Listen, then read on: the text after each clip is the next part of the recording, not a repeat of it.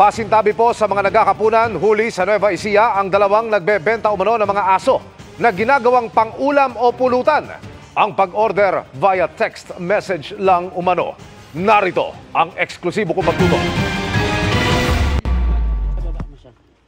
Baba mo siya.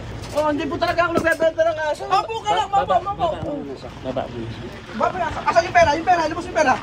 Kilalang dealer daw ng mga aso sa area ng General Tino sa Nueva Ecija si alias Rico. Nueva Ecija, Pepio. Kasama namin ang Animal Kingdom Foundation. Pero hindi pang-alaga ang mga ibinebenta, kundi ginagawang ulam o pulutan. Bawal yan ayon sa batas, kaya umaksyon na ang mga otoridad. Ang sinasabi po nung iba, part na ng kultura nila to or part ito ng kanilang tradisyon. Para sa amin po kasi, this is animal cruelty. Ano po? Ang aso ay hindi food animal. Bagkus ito po ay isang companion animal or isang pet.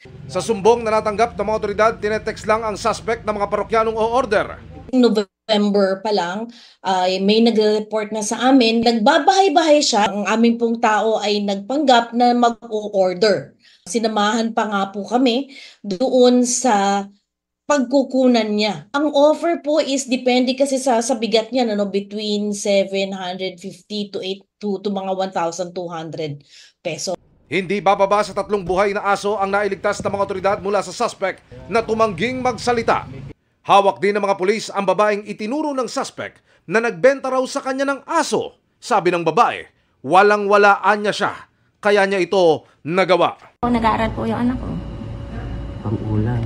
Opo, tsaka po pambaon ng estudyante kong college. Inaksyonan din ng Animal Kingdom Foundation ang kumalat na video ng pagpatay ng mga aso sa isang bahagi ng Benguet bago magpasko. Sa report na natanggap ng AKF at sa video na ipinarating sa kanila, kinatay at niluto ang mga aso sa gitna ng isang pagdiriwang. Nagsagawa ng public forum ang Animal Kingdom Foundation at ang Veterinary Office ng LGU para ipaalam sa publiko na bawal ito, sabi ng AKF. Humingi na ng dispensa ang mga nasa video. Para sa GMA Integrated News, Emil Sumangil, nakatutok 24 oras.